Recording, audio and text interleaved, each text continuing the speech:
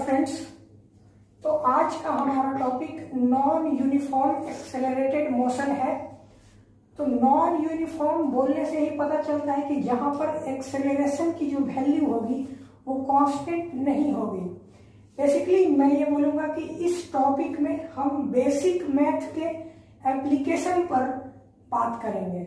ये non uniform accelerated motion जो है एक्चुअल में बेसिक मैथ का एप्लीकेशन है, मीन्स के इंटीग्रेशन और डिफरेंशिएशन का एप्लीकेशन ही हम इसे बोल सकते हैं। तो यहाँ पर मैं ये बोलूँगा कि नॉन यूनिफॉर्म एक्सेलरेटेड मोशन जहाँ पर एक्सेलरेशन कांस्टेंट नहीं होगा, ठीक है। तो एक्सेलरेशन क्या होगा? एक्सेलरेशन या तो फंक्शन ऑफ टाइम होगा, या तो फंक्शन ऑफ वेलोसिटी होगा, या तो फंक्शन ऑफ पोजीशन होगा, ठीक है। तो एक्सेलरेशन जो होगा इस तरीके की कोई हो सकता है। एग्जाम्पल के तौर पे अगर हम बात करें तो एक्सेलरेशन लेट से x² + 2x + 3, तो एक्सेलरेशन जो है वो पोजीशन पे इस तरीके से डिपेंड कर रहा है। तो ये एक एग्जाम्पल हो गया कि नॉन यूनिफॉर्म एक्सेलरेटेड मोशन से यहाँ पर एक्सेलरेशन कांस्टेंट नहीं है, ये एक वेरिएबल है जो कि पोजीशन पे डिपेंड कर रहा है। जिस तरीके से पोजीशन चेंज होगा उस तरीके से यहाँ पर एक्सेलरेशन की भी वैल्यू चेंज होती जाएगी। तो इस केस में हम देखेंगे कि कैलकुलेशन किस तरीके से करने हैं और हमें इसको इस तरीके से पढ़ने हैं कि हमसे सारे क्वेश्चन हो जाए। तो यहाँ पर मैं 3 फॉर्मूले आपको दूंगा, बस उसी से सारा क्वेश्चन यहाँ पर सोल्व होगा और हमें यहाँ पर यूज करने हैं बेसिक मैथ्स, ठीक है। तो यहाँ पे फर्स्ट जो हमारा फॉर्मूला होगा, अगर आपको वेलोसिटी कैलकुलेट करना है तो आप dx/dt लिख सकते हैं। अगर यहाँ पर किस तरीके से होगा, x जो होगा मीन्स पोजीशन जो होगा अगर फंक्शन ऑफ टाइम होगा और हमें यहाँ पर यदि वेलोसिटी कैलकुलेट करना है तो हम उसको एक बार डिफरेंशिएट कर देंगे तो हमें वेलोसिटी की वैल्यू मिल जाएगी। अगर अगेन हम डिफरेंशिएशन कर देते हैं, अगर हम differentiation if we differentiate again we get acceleration।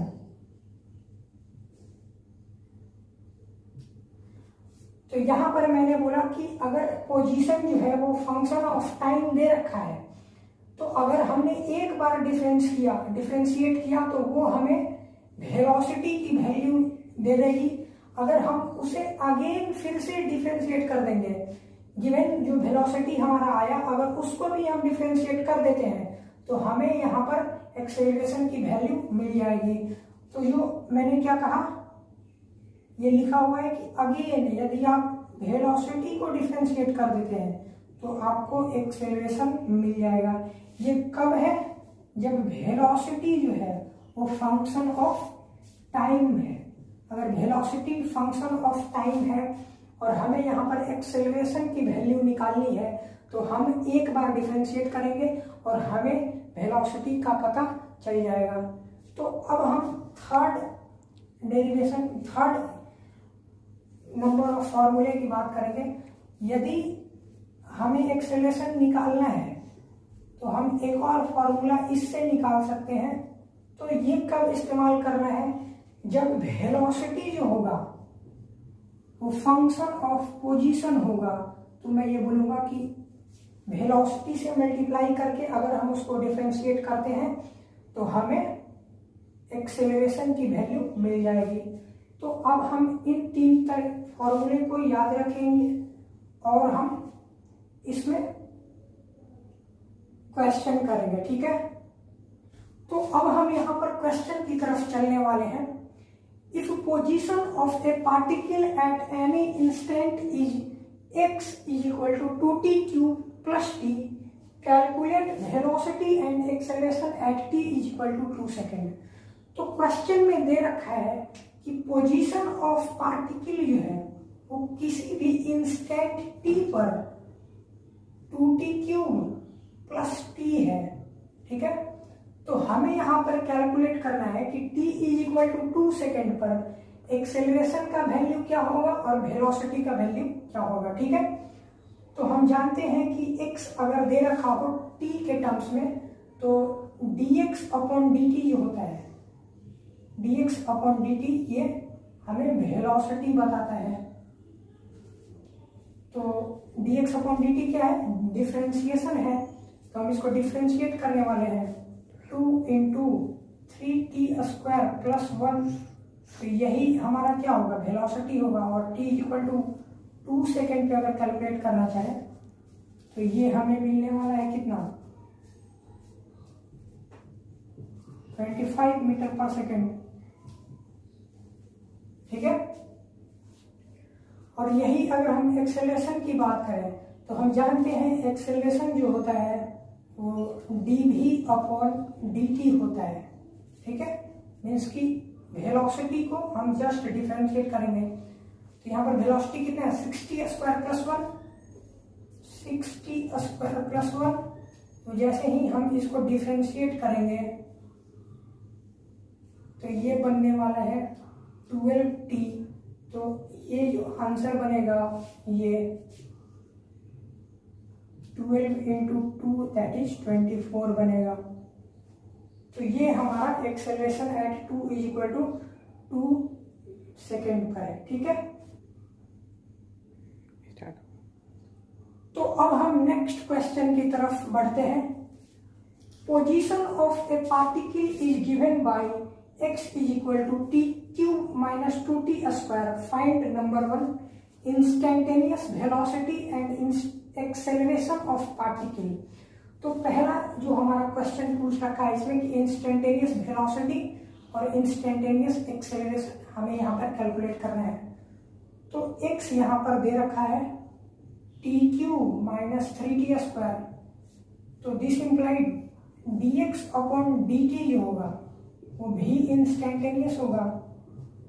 तो इसको जस्ट डिफरेंशिएट करना है, तो ये हो जाएगा 3t² - 6t, और ये हमारा बन गया वेलोसिटी। और यदि अगर हम वेलोसिटी को जस्ट डिफरेंशिएट करेंगे dv/dt, तो ये बन जाएगा हमारा एक्सेलरेशन। तो अगर हम इसको डिफरेंशिएट करेंगे तो ये क्या बनेगा, 6t - 6। तो ये हो गया हमारा इंस्टेंटेनियस एक्सेलरेशन और ये हो गया हमारा इंस्टेंटेनियस वेलोसिटी। तो सेकेंड क्वेश्चन की तरफ चलते हैं। Time at which particle comes back to its initial position. तो यहाँ पर पूछ रखा है कि कितना टाइम पे पार्टिकल अपने इनिशियल पोजीशन पर लौट जाएगा, ठीक है। तो हम यहाँ पर पहले ये चेक कर लेते हैं, ये हमारा x = जो पोजीशन यहाँ पर दे रखा है ये x = t³ - 3t²। तो t = 0 पर हम कैलकुलेट करेंगे कि पोजीशन कितना है। तो t = 0 पर अगर हम पोजीशन को कैलकुलेट करेंगे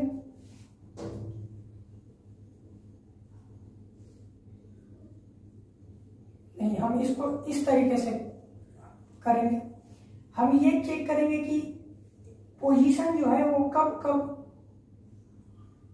0 है, क्योंकि इनिशियली अगर देखा जाए तो t = 0 पर पार्टिकल x = 0 पर है।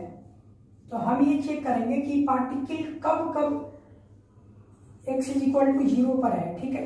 वो टाइम हम कैलकुलेट करेंगे। तो t³ - 3t² = 0। तो यहाँ से t कॉमन करेंगे तो यहाँ पर बचेगा t² - 3t = 0। तो अगेन अगर हम t को कॉमन करें मीन्स कि यहाँ पर इस तरीके का कुछ बनेगा, ठीक है। तो ये हमारा 0 बनेगा, तो यहाँ से t की जो वैल्यू बनेगी वो 3 होगी, ठीक है। तो इससे पता चलता है कि पार्टिकल का पोजीशन x = 0, टाइम t = 0 पर है और फिर t = 3 सेकेंड पर है। कहने का क्या मतलब हुआ कि initially at t is equal to 0 particle x is equal to 0 पर था और t इज इक्वल टू 3 पर पार्टिकल लौट कर अगेन वो x इज इक्वल टू 0 पर पहुंच गया। ठीक है, तो यहां से पता चलता है, तो मैं ये बोलूंगा time at which particle come to its initial position, तो हमें वो टाइम पता चल गया t is equal to 3 second पर पार्टिकल जो होगा वो अपने इनिशियल पोजीशन पर आ जाएगा। तो अब हम थर्ड क्वेश्चन की बात करने वाले हैं, average acceleration between t is equal to 0 to t is equal to 4 second. तो हमसे यहाँ पर पूछ रखा है एवरेज एक्सेलरेशन 0 और 4 सेकेंड पे। ठीक है, तो जो एवरेज एक्सेलरेशन होता है ए एवरेज, वो होता है delta v upon delta T, means के V F minus V I upon T. तो टी तो पता है कितना है, 4 सेकेंड है। तो इनिशियल वेलोसिटी की अगर हम बात करें तो वेलोसिटी देखिए यहां पर है, तो t इज इक्वल टू 0 पर वेलोसिटी कितनी है, 0 है, और t इज इक्वल टू 4 पर कैलकुलेट करना है, तो यहां पर t को 4 पुट करेंगे, 16 माइनस 24, 32 माइनस 24, तो ये हो जाएगा हमारा 8।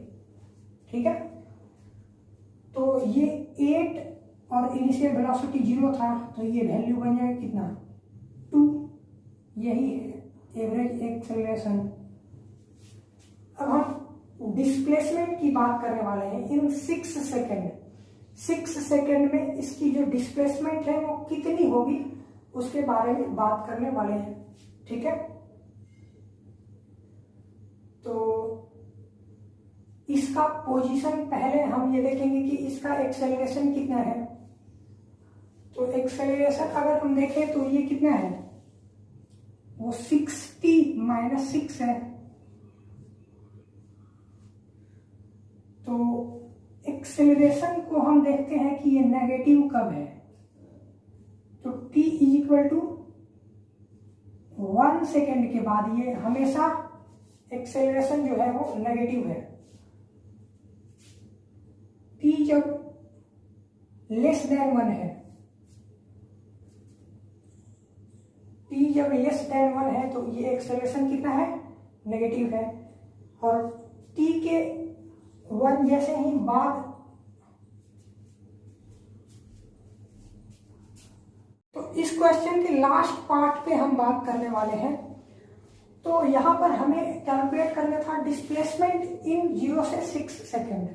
एक्चुअली वहां पर स्पेस कवर हो चुका था, इसलिए मैं अब यहां पर बात करने वाला हूं। ठीक है, तो अब हमें डिस्प्लेसमेंट कैलकुलेट करना है 0 से 6 सेकेंड में। तो डिस्प्लेसमेंट कैलकुलेट करने के लिए अब हमें यहाँ पर पार्टिकल की एक्चुअल पाथ को कैलकुलेट करना जरूरी है। ठीक है, तो पार्टिकल का एक्चुअल पाथ हम किस तरीके से कैलकुलेट करने वाले हैं वो चीज समझने की बात है। ठीक है, तो यहाँ पर अगर हम वेलोसिटी की बात करें 3t² माइनस 6t, तो मैं ये जानने की कोशिश करता हूँ कि ये पॉजिटिव वेलोसिटी कब है इसका। तो ये t माइनस 0 और t माइनस 2 ग्रेटर देन 0। तो अगर आप इसको प्लॉट करेंगे तो वो कुछ इस तरीके का होगा। तो 0 से 2 में पार्टिकल नेगेटिव डायरेक्शन में मूव करेगा और उसके बाद पॉजिटिव, मीन्स कि इससे हमें पता चलता है कि 0 से 2 में पार्टिकल का वेलोसिटी पॉजिटिव नेगेटिव डायरेक्शन में है, और 2 के बाद पार्टिकल पॉजिटिव डायरेक्शन में मूव करने वाला है। यहां से हमें पता चलता है। ठीक है, तो पार्टिकल जो है, तो इस तरीके से हम कैलकुलेट, यहां पर मैं ये बोलूंगा कि इनिशियली जो पार्टिकल है वो x इज इक्वल टू 0 पर था, और 0 से 2 में वो नेगेटिव डायरेक्शन में मूव कर रहा है। तो 0 से 2 में वो पार्टिकल नेगेटिव डायरेक्शन में मूव करेगा, उसके बाद फिर 2 से इनफाइनाइट टाइम तक के लिए वो पॉजिटिव डायरेक्शन में मूव करने वाला है। तो ये लेट से मैं t is equal to 6 second पर मैं पोजीशन मान लेता हूं x। तो हम t is equal to 2 second पर पोजीशन निकालेंगे तो हमें ये पता चल जाएगा कि ये वाली वैल्यू कितनी है। तो t is equal to 2 second पर हम अगर पोजीशन निकालें तो ये हो जाएगा 8 माइनस 12 माइनस 4। तो ये x इज इक्वल टू -4 है। तो ये वाली जो डिस्टेंस होगी वो 4 होगी, ठीक है। तो ये तो डिस्प्लेसमेंट में ये वाला कैंसिल आउट होगा क्योंकि ये पार्टिकल इस तरीके से इधर जाएगा। और हमने देखा था कि t is equal to 3 second पे पार्टिकल यहाँ पे x इज इक्वल टू 0 पर पहुंच जा रहा था। हमने देखा था प्रीवियस क्वेश्चन में करते समय, ठीक है। तो अब मैं t is equal to 6 second पर कैलकुलेट करूंगा कि इसका पोजीशन क्या है। तो 6 सेकेंड पर फिर से इसका पोजीशन कैलकुलेट करने वाले हैं।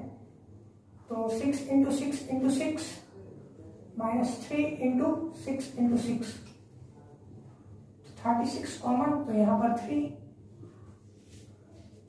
तो ये बन जाएगा 108। तो पार्टिकल का जो पोजीशन है वो 108 है। तो यही जो हमारा रिमेनिंग पोर्शन हुआ ये 108, यही डिस्प्लेसमेंट हुआ। और यदि आपसे कोई डिस्प्लेसमेंट की बात करें तो वो कितना होगा 4 + 4 + 108, ठीक है। तो इस तरह से आप डिस्प्लेसमेंट को कैलकुलेट कर सकते हैं। डिस्प्लेसमेंट को कैलकुलेट करने के लिए आपको पाथ एक्चुअल बनाना होगा। यहाँ पर इमेजिनरी पाथ को बनाने से कोई फायदा नहीं है। हमें एक्चुअल पाथ बनाकर ही हम डिस्प्लेसमेंट को